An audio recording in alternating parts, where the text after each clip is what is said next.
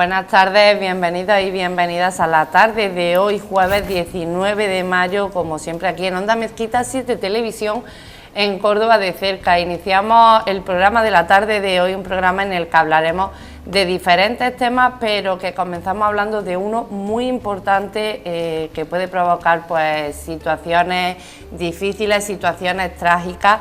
Y es que cuando nos encontramos en contextos de situaciones de crisis económica, sobre todo centradas en el tema de vivienda, referente a hipotecas, pues toman protagonismo los fondos buitres, y es que todavía a día de hoy, a pesar de su presencia en los medios de comunicación, son muchas las personas que desconocen qué son los fondos buitres y además tampoco saben cómo actuar frente a ellos. Para conocer todos los detalles que son, cómo actuar, cómo nos afecta, nos acompaña y tenemos con nosotros a nuestro gran amigo Marcos Santiago. Muy buenas tardes. Buenas tardes, Miriam, ¿qué tal? ¿Cómo estás? Yo muy bien, como siempre, que te recibo aquí en el plató de Córdoba de cerca. Y yo muy a gusto y muy contentísimo de estar aquí, como bien sabes. Marcos, hablamos hoy de un tema que puede provocar situaciones trágicas, los fondos buitres. ¿Qué son los fondos buitres?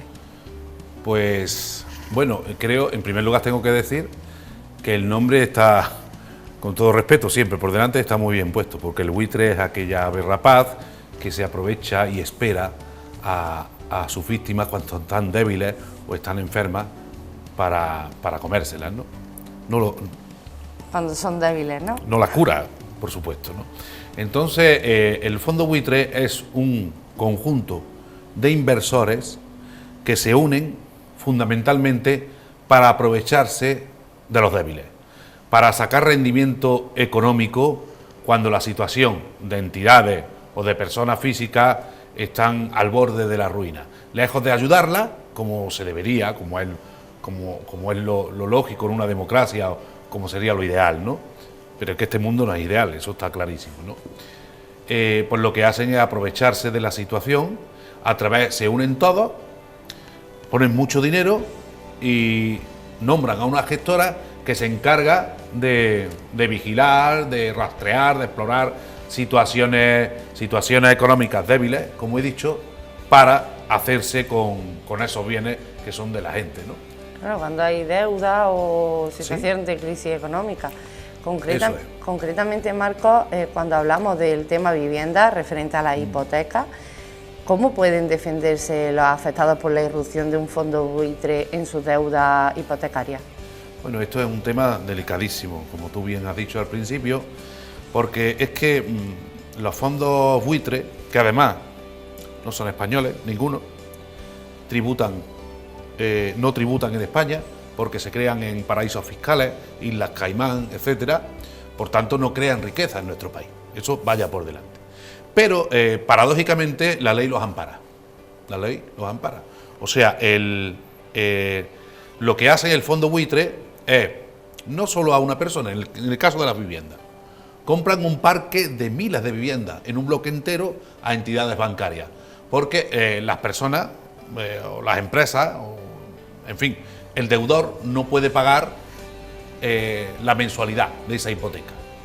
Y entonces lo que hacen, pues se ponen en contacto con la entidad bancaria y compran miles de ofertas, pero lo curioso es que compran las deudas del 5 o al 10% de la deuda total. O sea, imagínate, rápidamente, 600 euros. Una persona debe, para que me entienda el respetable, una persona debe 600 euros. Pues yo compro la deuda esa por el 10%, 60 euros. No, por el 5, 30 euros. Bueno, pues esto aplicado a las viviendas. Y luego, una vez que lo compran por el 5 al 10% a la entidad bancaria, ellos exigen a la persona, al deudor, a la familia o a la empresa, la deuda total que le debían a la entidad hipotecaria, con lo cual la ganancia está evidente. ¿Qué pasa al final? Pues que al final interponen un procedimiento monitorio y se quedan con la vivienda. ¿Y qué hacen? O la venden al 15%, que la van a vender, al 20%, al 30%, al 50%, o explotan con alquileres altos. Y las personas, como actualmente las entidades bancarias por falta de garantía no conceden hipoteca, pues todos los jóvenes están acudiendo al alquiler y no tienen más remedio que alquilarle a los fondos buitres. Así que el negocio es redondo y además están amparados. Bueno, redondo para ellos, porque destroza la vida de las personas. Para ellos. Y además que mira, el artículo 347, sí creo que sí, del Código de Comercio, además permite que esta cesión del crédito de la entidad bancaria al fondo buitre no sea ni siquiera comunicada al deudor. Y aquí entonces, ¿cuál es la solución para estas personas? La solución,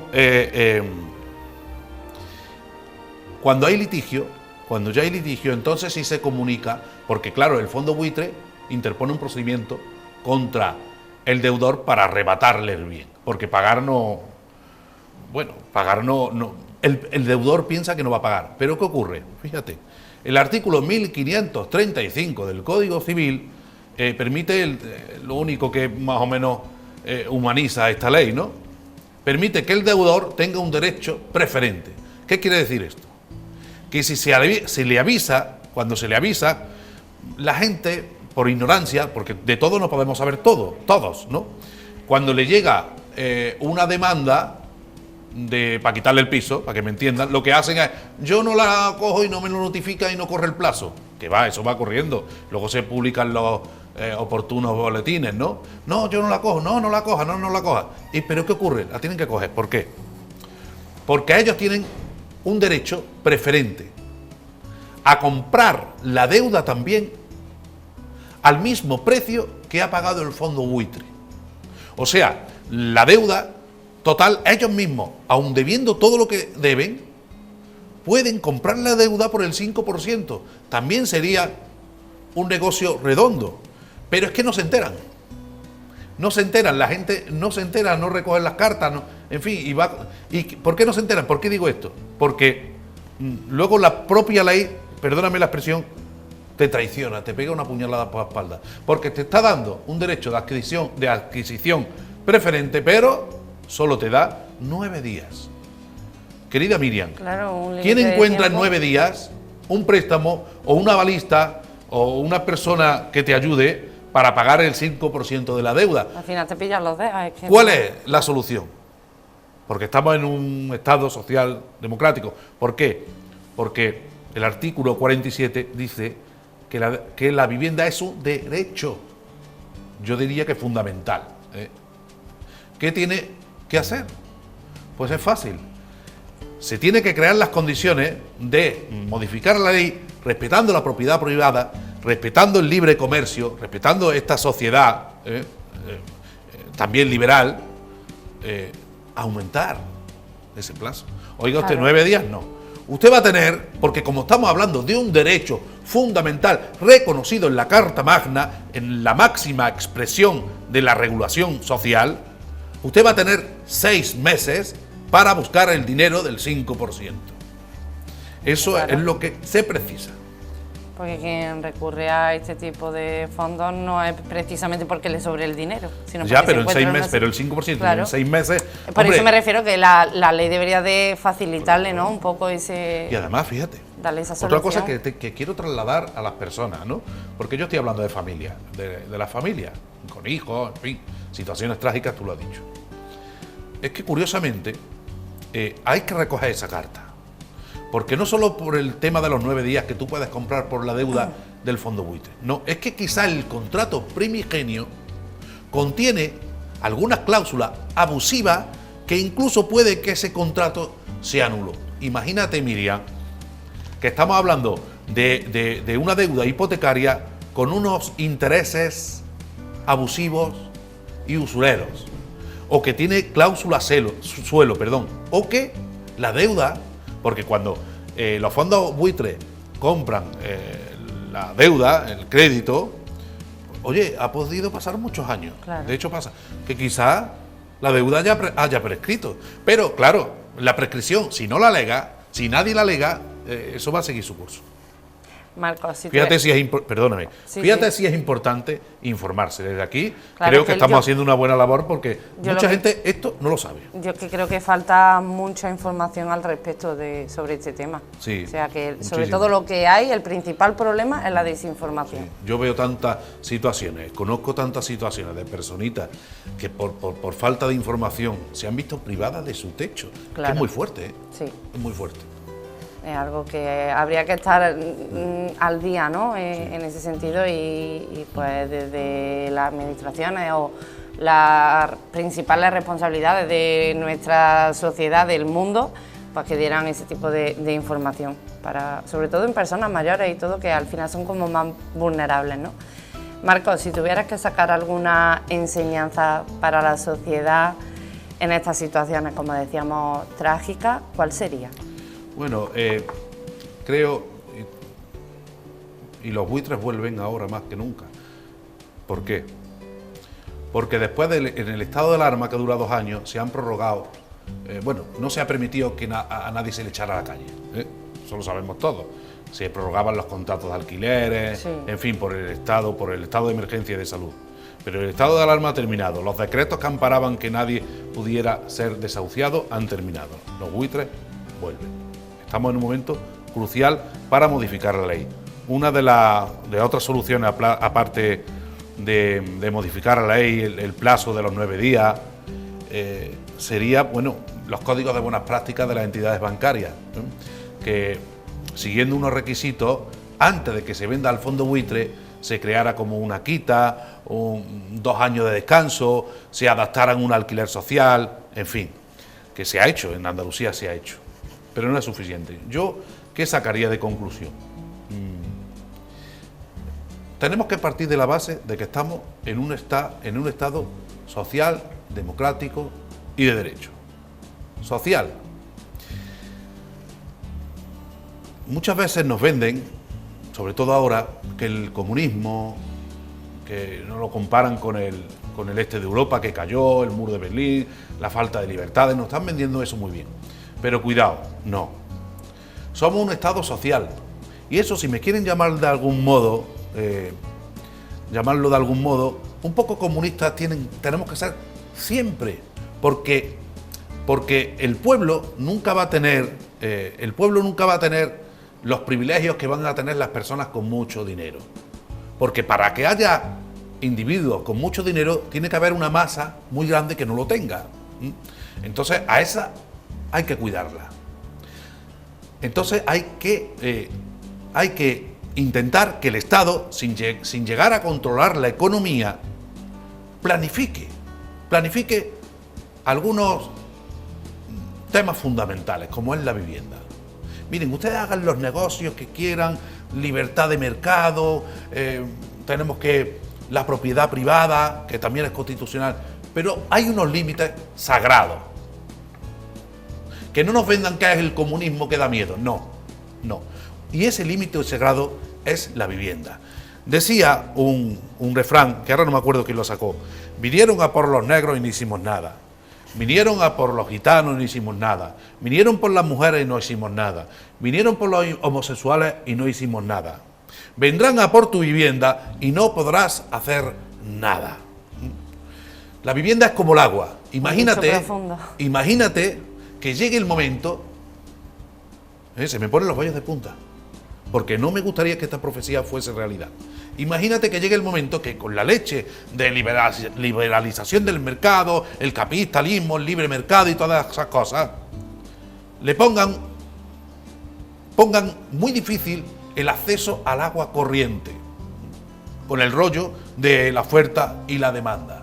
Pues el agua, perdóname, no exagero, el agua es como la vivienda, igual. Sí, totalmente de acuerdo contigo, Marcos.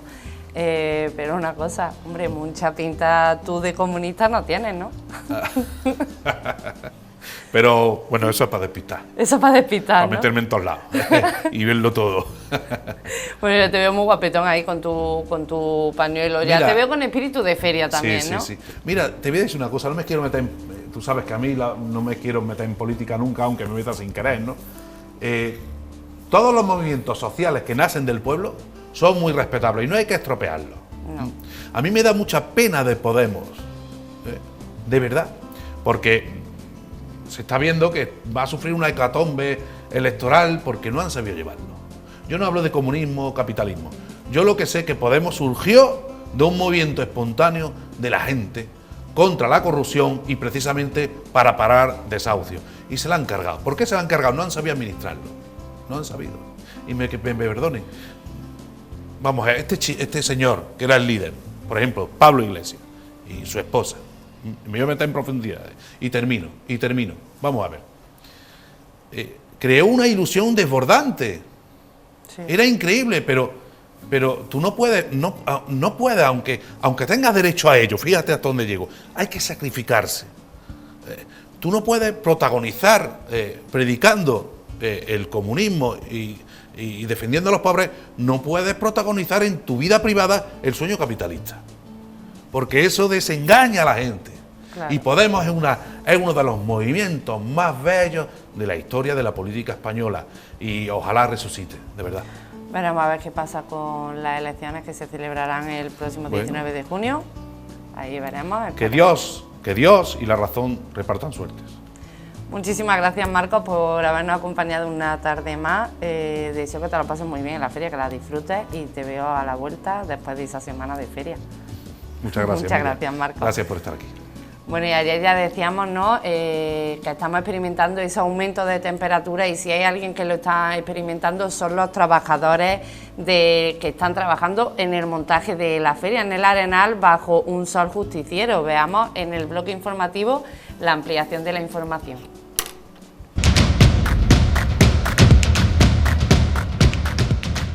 El recinto ferial del Arenal ha recuperado en estos días el trasiego propio del mes de mayo. Los feriantes se están desplazando hasta el lugar e instalan sus viviendas portátiles, sus puestos y atracciones para dar el pistoletazo de salida a una nueva edición de la Feria de Córdoba el próximo viernes. Los resultados de la Feria de Sevilla o la de Jerez, de la que proceden muchos, han sido buenos y encaran con optimismo la fiesta cordobesa. Nosotros llevamos toda la vida a Córdoba, hombre, no es mala feria, no vamos a decir que sea mala.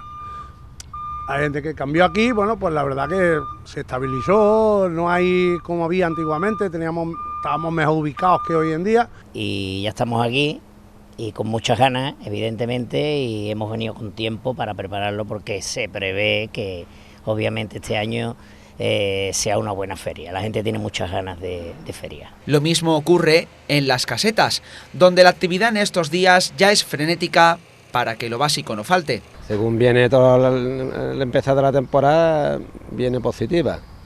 Y estamos realizando el montaje de las terrazas para que el cliente se siente y tome su churro con chocolate. Bueno, la luz está terminada, la electricidad, estamos con el aire acondicionado dando los últimos toques, el sanitario igualmente, y ahora lo que estamos en plena faena de ornamentación de la caseta. Pintura, decoración, etcétera, etcétera.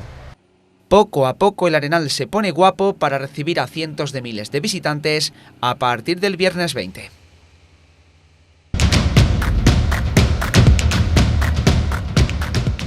Y hablamos ahora de servicios sociales de atención sociosanitaria y de inclusión sociolaboral, 3 ejes que lleva a cabo FEPAMI a través de un proyecto internacional. Para conocer todos los detalles tenemos con nosotros ya en el plató de Córdoba de cerca a su presidenta, Sara Rodríguez. Muy buenas tardes. Buenas tardes a vosotros una vez más. Recién llegada casi de Cuba, ¿no? Cuéntame, porque ¿a qué habéis ido a Cuba? Pues mira, sí, efectivamente, llevamos 6 días, una semanita, llevamos ya aquí en España de vuelta, y hemos ido un poco como parte del proyecto que nos ha llevado, que es el proyecto que nos lo subvenciona el Instituto Provincial de Bienestar Social de Córdoba, y el objetivo es intercambiar experiencias con otras entidades que trabajan la discapacidad en el otro lado del charco, y en este en concreto Cuba. Hemos ido a intercambiar primeramente cómo trabajamos la discapacidad ambas asociaciones. Hemos ido a visitar una asociación que es homóloga nuestra allí en Cuba, ACLIFIN, la Asociación de Lesionados Físicos y Motores en Cuba, y es una primera fase, es una toma de contacto de cómo trabajan ellos, de cómo podemos intercambiar experiencias y de cómo después podemos ayudarnos mutuamente o aprender unos de otros y en materia de discapacidad. Al final lo que buscamos es que el tejido asociativo que trabaja por y para las personas con discapacidad, qué problemas nos encontramos y cómo lo trabajamos en ambos lados del charco, ¿no? Claro, cuéntame en qué consiste este proyecto, porque es cierto que al final los objetivos pueden mejorar los servicios sociales, la atención sociosanitaria y demás, pero ¿en qué consiste el proyecto para cumplir esos objetivos? Mira, nosotros este proyecto en concreto nos marcamos una serie de objetivos que ya fueron unos objetivos consensuados con la presidenta de la Asociación Cubana. Vale. Ella nos identificó una serie de necesidades o inquietudes que tenían en Cuba y en función de eso pues establecimos esas líneas de trabajo. Como bien has mencionado, uno de los objetivos era impartir un taller sobre cómo trabajábamos aquí los servicios sociales en España, para que ellos vieran, bueno, pues qué les podría interesar o de qué manera podrían ellos acoplarlo a su casuística. En Cuba no existe el sistema de clasificación de discapacidad como tal, como la conocemos aquí, que bueno, pues dependiendo de las patologías que tienes un porcentaje de discapacidad y a partir de ese porcentaje de discapacidad tienes acceso a una serie de recursos de servicios sociales. Pues esa clasificación no la tienen. Entonces, primeramente lo que ellos principalmente demandaban era eso, quieren implantar ese baremo. Entonces, bueno, por lo que nosotros hemos ido acercándole unas primeras nociones generales sobre ese sistema de clasificación. Después les explicamos qué servicios sociales a los que las personas con discapacidad tenemos derecho aquí en España. Invitamos a todos tanto al Ministerio de Servicios Sociales, Ministerio de Empleo y de Trabajo, Ministerio de Salud, para que ellos, no se trata de que se trate de una copia única y exclusivamente, sino que ver qué sería interesante en su realidad o en su contexto, claro, poder aplicarlo. No cuentan con los mismos recursos, con claro, pueden tener unos recursos y otros no los pueden disponer de ellos. ¿No? Para dar el mejor servicio al final. Exactamente, pero al final lo que queríamos un poco es ayudar a la Asociación Cubana a que en el gobierno de Cuba vean apoyo en que esto es necesario, si queremos que la discapacidad en Cuba tenga un salto más cualitativo. Al final es como darle la visión, ¿no?, que se tiene de la discapacidad pues fuera de Cuba, ¿no? Claro, darle una visión a través del ejemplo, nuestro, que es un caso práctico, y entonces, bueno, pues ese primer taller de servicios sociales, y después otro taller segundo que dimos fue el de explicarle cuál es el modelo sociosanitario que tenemos en FEPAMI en concreto y en España, ¿no? Hablamos de las residencias, de las unidades de día, del transporte adaptado, bueno, pues todos los servicios que nosotros somos expertos y que llevamos muchísimos años trabajando.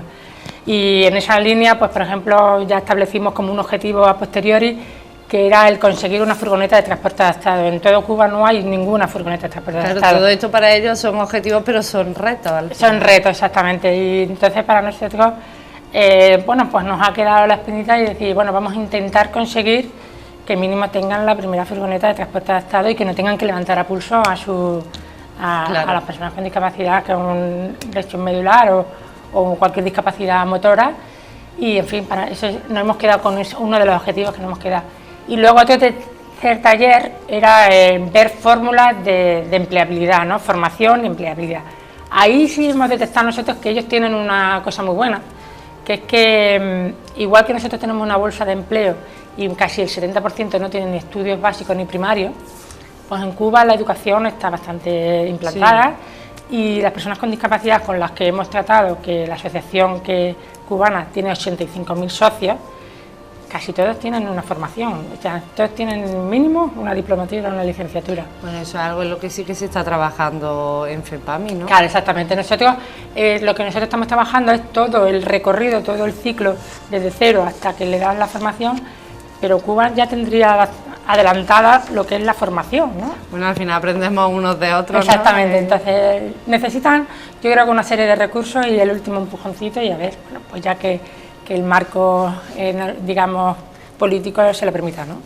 En materia de discapacidad, Sara, tú que has podido vivir la experiencia allí en Cuba, ¿qué diferencia has notado? Además de, obviamente, esa falta de recursos, como bien decía, en no tener un transporte adaptado y demás, pero ¿qué destacarías de diferencia? Pues mira, el proyecto se llama Dos realidades y una misma misión, y yo diría que serían dos contextos diferentes, pero la realidad es la misma. Yo hemos descubierto que las personas con discapacidad tienen los mismos problemas, que al final es accesibilidad, allí no hay, digamos, posibilidad, igual que a lo mejor aquí, tener en cuenta que es que Cuba es como si nos encontráramos unos años atrás, ¿no? Y entonces, bueno, pues el problema de accesibilidad lo tienen, problemas de recursos total y problemas de accesos a tratamientos de largo plazo. Entonces, no se plantean una institucionalización de los usuarios, allí es que no existe ese concepto, con lo cual personas que sean con discapacidades severas están en sus domicilios y dependen de estas asociaciones y de sus voluntarios para poder atenderlos, de otra manera no los atenderían. Entonces, bueno, pues principalmente es como que nos hemos sentido identificados como cuando FEPAMI empezó, que no tenía recursos, la necesidad de asociarse para contarnos nuestros propios problemas, y la asociación es la que intenta buscar, bueno, abrirle camino a la persona con discapacidad. Ellos lo intentan capacitar, tutorizar, un poco sacar a la persona de su, digamos, de su pozo cuando se encuentra con una discapacidad sobrevenida, por ejemplo, sobre todo, pues lo intentan, bueno, pues de hecho conocimos a una serie de delegaciones bases que son como si fueran nuestras asociaciones. FEPAMI la engloban 34 asociaciones, pues allí ACLIFIN tenía como una serie de delegaciones bases por distritos de Cuba, y algunos nos la enseñaron, y conocimos, por ejemplo, a un chaval que desde cero había estado en la asociación, y sin embargo, bueno, pues ahora es paralímpico, medalla de oro en 800 libres, y entonces, bueno, pues al final... Hay cosas buenas y cosas malas. Cosas malas y cosas muy están buenas. muy avanzados y en otras que les falta. Exactamente. Y por ejemplo, esas carencias que tiene es por el hecho de que no se integre como debería en cuanto a las políticas nacionales. No sé si eso afecta. Yo creo que voluntad existe, lo que pasa es que hay que aterrizar esos compromisos. Al final la persona con discapacidad es como que se tiene que buscar ella la vida, ¿no? No se tiene interiorizado que la persona con discapacidad es un ciudadano más y que tiene derecho a una serie de recursos, una serie digamos, de derechos como el resto de personas, ¿no? Entonces esta asociación lo que hace es constantemente velar por ella. Ahí sí se le da la importancia que tienen, pues, como bien decían, ¿no? A lo mejor las asociaciones o las empresas que se dedican a cuidar a personas con discapacidad, ayudarlas y demás. Realmente son las únicas, que allí sí que no hay nadie más se encarga de las personas con discapacidad salvo la asociación. Por eso tiene especial relevancia, ¿no? Es decir, si no fuera por esas asociaciones, las personas con discapacidad estarían perdidas. Entonces, bueno, pues nosotros lo que hemos querido llegar a Cuba, y de hecho con los distintos, bueno, pues organizaciones políticas que hemos ido, gobierno también y, por ejemplo, el Ayuntamiento de La Habana, intentando implicarles en lo que queremos hacer y ayudarles a la asociación a que su mensaje de reivindicativo, pues que puede ser una realidad si se le da el empujocito, ¿no? Y bueno, en principio hemos conseguido que nos hayan escuchado, otra cosa es que ver cómo se desarrolla, y queremos estar encima de ello, a ver cómo podemos conseguir. Comentaba antes, Sara, que al final es la misma realidad en diferentes contextos, y en ese sentido las líneas de acción al final también ¿no? Son similares, ¿no? Tanto allí como aquí. Exactamente, ahora nosotros lo que queremos es que técnicos de la asociación vengan aquí a España para que todo lo que nosotros les hemos contado, ellos lo aprendan en el día a día, aprendiendo, oye, pues, ¿qué servicios sociales existen? Bueno, pues que los vean, que conozcan de primera mano, para ver ellos entre que lo que conozcan ellos de Cuba, claro, y lo que han conocido aquí, pues bueno, pues decir, bueno, de aquí implanto esto, de aquí implanto lo otro, o esto lo implanto pero de una manera que es más adaptable, claro, a su entorno, a su realidad y a su, digamos, a su contexto político. Necesidades latentes al final, ¿no? Exactamente. Y al final, bueno, nos hemos encontrado muy en esta casa, porque la verdad es que nos han recibido con un cariño tremendo, con muchísimas ganas de aprender, estaban deseosos de escuchar, por lo menos, de abrir miras, de ver que es posible. Otra cosa es que, bueno, que veamos que sea posible poquito a poco, ¿no? Eso es porque hay una previsión de continuidad, de que se continúe con este proyecto, ¿no? ¿Y qué se pretende conseguir con la continuidad? Nosotros lo que teníamos claro que no queríamos empezar allí y que fuera solamente una visita y que nos quedáramos solamente en una visita y conocer. Y queríamos que si íbamos era para intentar crear una relación a futuro y ayudarlos a futuro a establecer pues, lo que ellos pudieran necesitar y de nosotros. Entonces, bueno, pues la segunda fase del proyecto, la que queremos para el año que viene, en principio creo que tenemos el apoyo del IPBS porque también nos acompañaron en este viaje, ellos pudieron ver de primera mano esa necesidad y la importancia del proyecto y lo positivo que iba a resultar. Entonces queremos que en este segundo año, bueno, pues podamos, una vez que luego hayan venido los técnicos, volver a ir allí y ver que en este año qué semillas hemos sembrado para poder establecer, por ejemplo, el sistema de clasificación de discapacidad, que para ellos es una prioridad.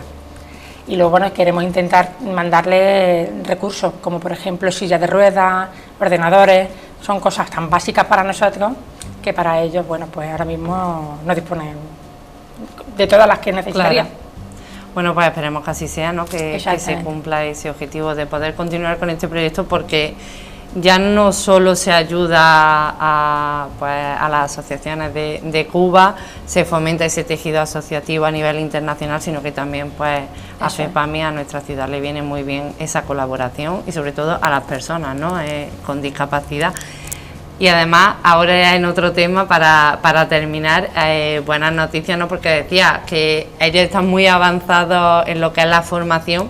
Aquí se está trabajando para mejorar en formación y además el próximo día 30 creo que hay una buena noticia. Pues sí, la verdad es que sí.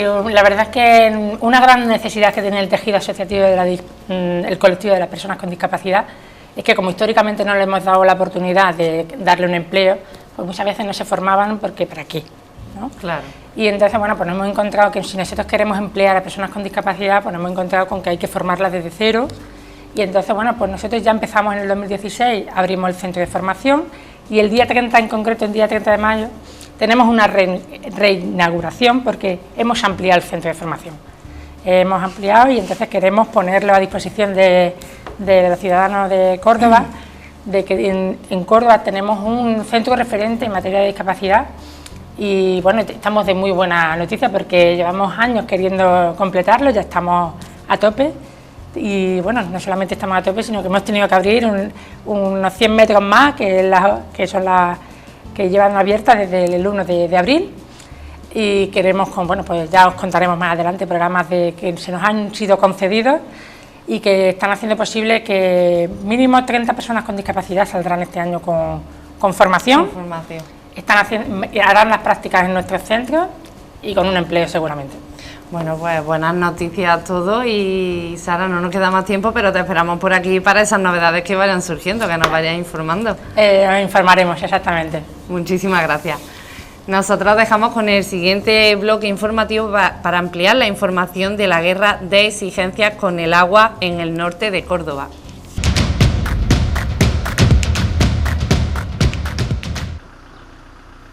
Oficialmente, toda la cuenca del Guadalquivir está en situación de sequía declarada.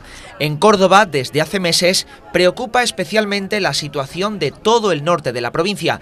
Las comarcas de Los Pedroches y el Valle del Guadiato solo disponen de un embalse para beber, Sierra Bollera.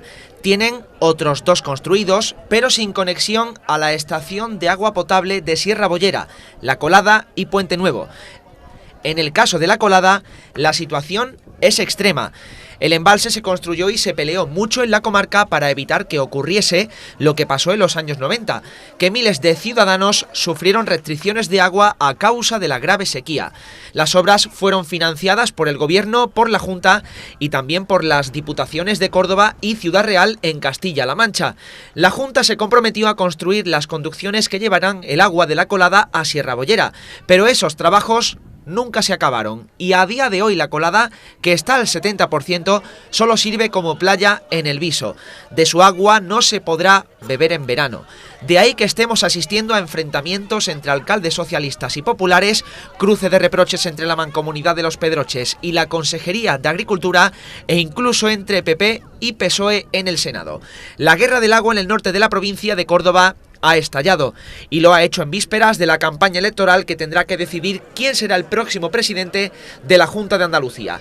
El Gobierno y la propia Junta, o el PSOE y el PP, se han enzarzado en una guerra de exigencia de responsabilidades sobre de quién es la culpa de que el norte de la provincia de Córdoba pueda quedarse sin agua potable.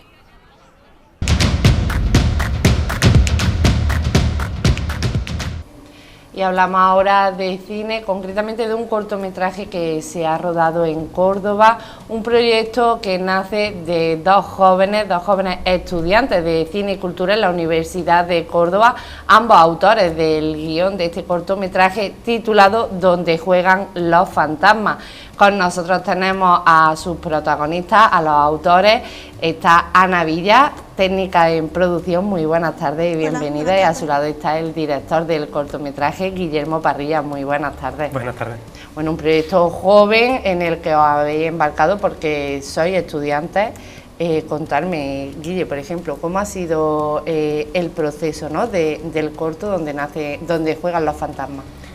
Bueno, el proceso empieza a finales del año pasado, cuando yo me encuentro con, bueno, el concepto de la historia del guión, ¿no?, viene de un comentario en YouTube que escribió un usuario y bueno, el comentario que este usuario escribió fue contando la historia que él tuvo con su padre en relación con el mundo de los videojuegos, ¿no? Entonces yo consideré que era muy interesante la historia, me pareció lo suficientemente interesante como para escribir una adaptación libre sobre ese pequeño relato, que apenas tenía 6 o 7 líneas, y adaptarlo a un guión cinematográfico y a partir de ahí construir una historia. ¿Cómo es ese proceso de llevar a cabo, ¿no?, de ese desarrollo para hasta conseguir el resultado que es a día de hoy el cortometraje?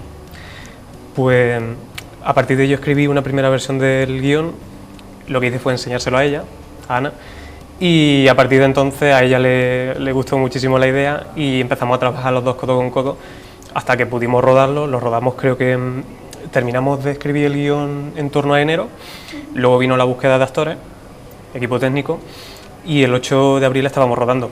Fueron 3 días de rodaje. Bueno, entiendo que no es fácil, ¿no?, dado que sois estudiantes, os faltarán recursos, herramientas, financiación para sacar adelante un proyecto así, ¿no?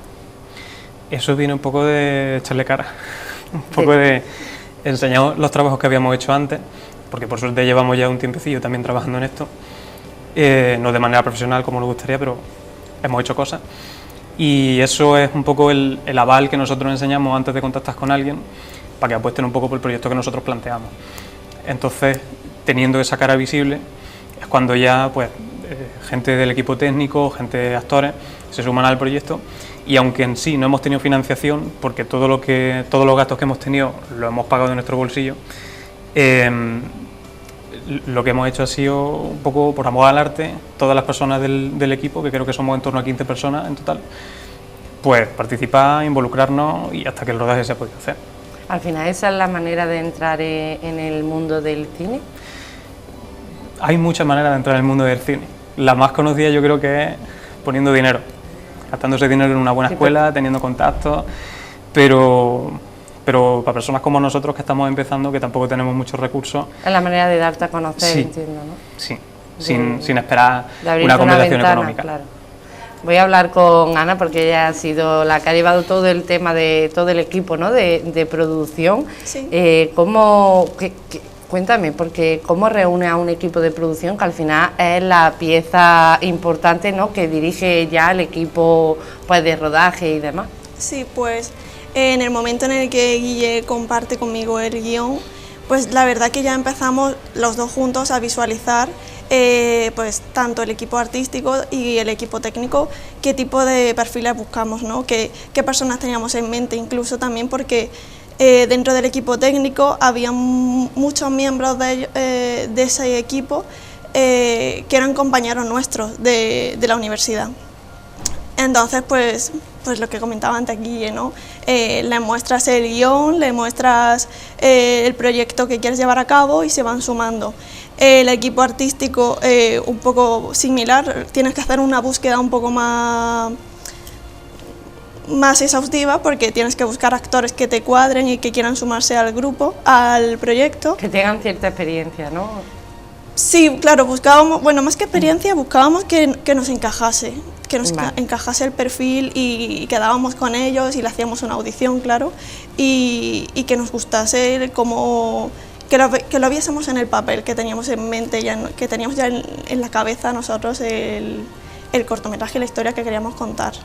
Claro, porque para saber un poco, ¿no? ¿Qué es lo que cuenta el cortometraje donde juegan los fantasmas? Porque, como decía, había que encontrar un perfil concreto, ¿no? de actor que se adaptaran al papel. ¿Qué es lo que cuenta? Claro, pues la historia narra la historia entre un padre y un hijo, el vínculo tan especial que se crea entre ellos a partir de las experiencias que viven juntos a través de los videojuegos. Entonces buscábamos un perfil de padre muy concreto y un perfil de hijo también muy concreto, ¿no? Personas activas, divertidas, y los encontramos. Cuéntame, Guille, porque claro, decía Ana, ¿no? Que el equipo de rodaje al final eran compañeros, han sido compañeros vuestros, o sea, son compañeros. ¿Cómo es trabajar con compañeros, un equipo joven que empieza en esto? Y dirigirlo, claro, porque al final falta pues, la experiencia, ¿no? Pero... Claro, bueno, nosotros en el equipo de rodaje hemos tenido tanto personas profesionales que se dedican a esto, como compañeros nuestros de la carrera que sí es verdad que carecían un poco de la experiencia.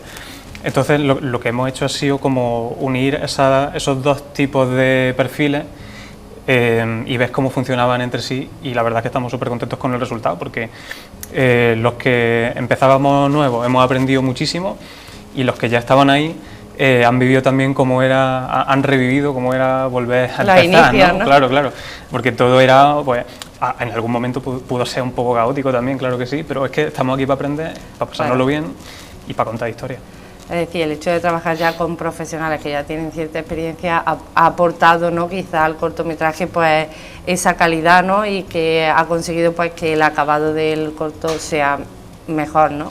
Claro, eso es lo que ha hecho ha sido también servir un poco de aval para que lo que nosotros estamos contando y cómo lo estamos contando tiene el apoyo de una persona que sabe del tema, y que cuando nosotros llegue el momento de venderlo a un cine, por ejemplo, pues haya algo detrás, ¿no? Por ejemplo, en ese sentido ha colaborado Rafa de Vera, productor y actor cordobés, que le ha dado ese aporte de calidad, ¿no? Sí, Rafa en concreto se ha encargado de la dirección de actores, también estuvo con algo del equipo técnico, y la verdad es que es una pasada trabajar con él. Porque el equipo de actores, ¿por quién ha estado formado? Pues son poquitos actores, son 4 actores, el padre y el niño. El padre lo interpreta Álvaro Barrio, que aquí en Córdoba es bastante conocido porque ha hecho teatro. El niño lo ha hecho Sergio Reis, que es un niño de... ¿Cuántos tenía? ¿12 años, verdad? 12 años. Y luego hay otros 2 personajes que ahora mismo no puedo decir quiénes son, que lo han interpretado Francisco Recio, también es de aquí de Córdoba, y Rubén Félix, que es un actor de doblaje valenciano. No lo puede decir, pero sí que podremos verlo a partir de mañana viernes, día 20, del 20 al 26 de mayo, ¿no? Mañana es la presentación. Sí. ¿Dónde será? Cuéntame, porque pues además estará presente en cartelera del 20 al 26. Sí. Cuéntame un poquito. Pues estará disponible en los cines Asión. El viernes será la presentación a las 6 de la tarde. Y bueno, vamos a estar, tanto Ana como yo, estarán también la gente del equipo de actores y bastante gente del equipo técnico también, compañeros nuestros de clase que han trabajado, todos estaremos allí prácticamente, porque será de hecho la primera vez que ellos vean el trabajo, el resultado del trabajo, ¿no? Y luego estará también hasta el jueves de la semana siguiente en cartelera, dependiendo del día, puede que esté a las 5:30, a las 6 de la tarde, pero bueno, eso se puede ver porque está allí en la cartelera. ¿Cómo se consigue que un proyecto de estudiantes, ¿no? Un proyecto joven que nace, llegue a estar en cartelera? Pues es más sencillo de lo que parece. ¿Sí? Porque normalmente son las distribuidoras las que llevan esos temas y claro, hay dinero de por medio. Es una cosa que nosotros todavía no nos podemos permitir, por desgracia. Entonces lo que nosotros hicimos fue que un día que fuimos al cine a ver una película, a los cines Acción aquí en Córdoba, pregunté por el encargado y estaba hablando con el encargado y le comenté que tenía un corto y le enseñé el tráiler y le gustó. Entonces fue tan sencillo como acercarse, preguntar, enseñarle el trabajo que ha hecho y si te dice que sí, pues una semana en cartelera. Ahí está lo de quien no arriesga no gana, al final Totalmente, te tienes totalmente. que lanzar, el no ya lo tienes, pero hay que buscar Así el es. sí. Ana, cuéntame, porque dentro del equipo de rodaje, tú que has llevado lo que es el tema de producción más centrado, pues lo que el equipo ha desarrollado, ha trabajado, ¿no?, en diferentes roles. ¿Cuáles son las funciones que tiene un equipo de rodaje? Bueno, encontramos diferentes técnicos encargados cada uno de cosas diferentes. Había una persona también que estaba a cargo de producción, que estaba ayudándome con producción, porque eso es un trabajo, una carga muy pesada y que una persona no la puede llevar. Y había otra persona conmigo llevando producción. También teníamos una sonidista, una chica encargada de sonido, que por cierto era una chica alumna, colaboración de la Escuela de Cine de aquí de Córdoba, de Actúa Córdoba. También había una persona encargada del RACOR, que es el rol de script, y cámara fija. También teníamos dirección de fotografía, ayudante de cámara, técnico de iluminación y ya está. Yo creo, éramos un grupo bastante complejo, pero reducido en su medida. Éramos 15 en adaptado, total. ¿no?, al final Sí, bueno, sobre todo porque además el espacio que teníamos de rodaje era Sí. súper reducido, todo el corto se rueda en un salón. Eso te iba a preguntar, porque Y- ¿dónde se ha rodado? En el salón de mi piso. Ahorrando, ¿no? Al Sí, no, final, lo que adaptándose ha sido un poco el reto, ¿no? a la De con situación. poquísimos recursos, con el dinero que pueden tener dos estudiantes como Ana o yo, conseguís tener una producción que parezca con unos Real, estándares profesional, cinematográficos, claro. ¿no? Y al final, pues eso, o sea, preguntando a varios comercios de aquí de Córdoba, nos puedes prestar esto, nos puedes prestar ropa, atrezo, y por supuesto nos han dicho que sí. Y Al final habéis hecho Sí. vosotros, ¿no? Yo me lo guiso, yo me lo como, al Sí. final lo habéis Sí, producido sí, sí. todo, tanto el atrecho, todo, al final. todo. Sí, sí. Bueno, pues ahí está también, como decía, es un reto, ¿no? Pero de eso se trata, pues de ir superando esos retos, porque eso también te va enseñando, te va haciendo crecer a nivel profesional. ¿Cómo se puede iniciar para los jóvenes que nos ven, ¿no? Porque además han mencionado que el niño que hace el papel tiene prácticamente 12 años. ¿Cómo se puede iniciar en la carrera, en el mundo del cine? ¿Cómo se inicia? Bueno, depende del papel que quieras asumir. Si quieres ser actor, pues lo suyo es meterse en una escuela de interpretación antes o después. Y sobre todo que si vas desde muy niño, que tus padres apuesten por eso. Porque al final, si tú tienes 10, 11 años, por más que tú quieras ser actor, si tus padres no están ahí empujándote Claro. un poquito, te va a costar más. Pero bueno, y luego hay otros roles, por ejemplo el mío como dirección, que sí que es un poco más, ser muy cabezota, insistir mucho y buscar debajo de las piedras ayuda. Y ya está. Bueno, al final es un rol que no es tan visible, ¿no? Porque al final la imagen visible es la del actor, las actrices. Al final el director no es tan premiado en ese sentido de que no se le ve en cámara, Sí. pero la responsabilidad que tiene es muchísimo mayor, ¿verdad? Yo creo que todas. Bueno, en este caso es verdad que ha recaído un poco en nosotros Entre dos. los dos, claro, a Porque, ver, el partido. Sí, no, pero normalmente el director o la directora es quien se... Yo escuché una vez una frase que me hizo mucha gracia y creo que en cierta medida es cierta, que es que si una película sale bien, el mérito se va para los actores y si sale mal, Para el director. para el director.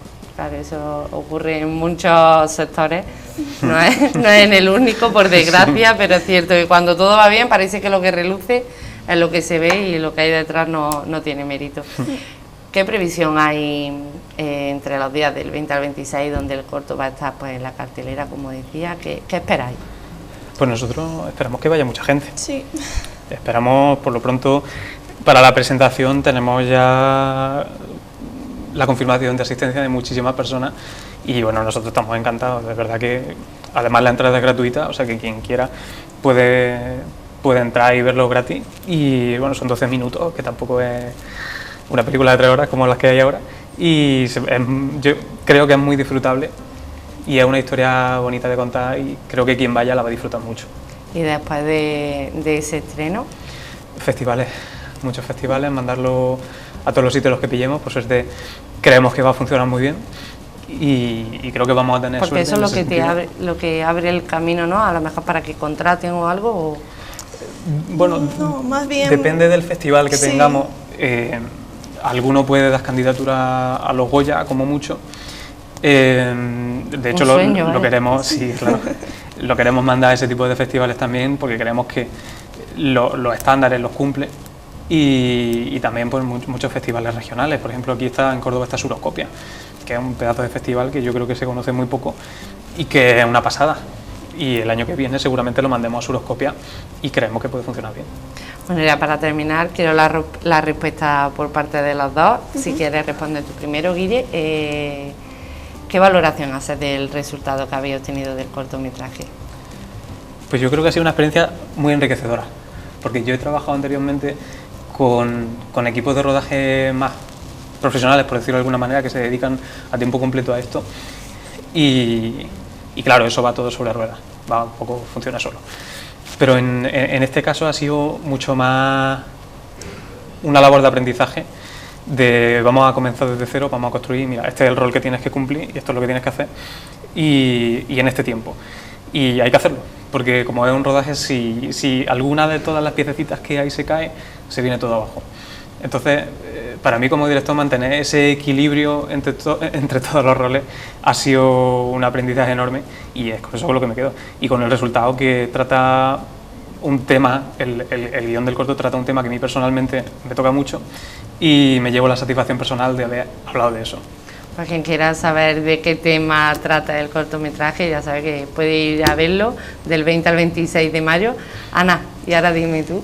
Yo estoy de acuerdo con Guille que lo que define este rodaje ha sido la palabra enriquecedor, porque hemos aprendido muchísimo todos los miembros del equipo. Ha sido muy divertido, ha sido duro también, porque un rodaje siempre es muy duro, pero creo que sí, que es que hemos empezado desde cero, hemos tomado conciencia 100% de la responsabilidad que cada persona y cada rol tiene en un rodaje.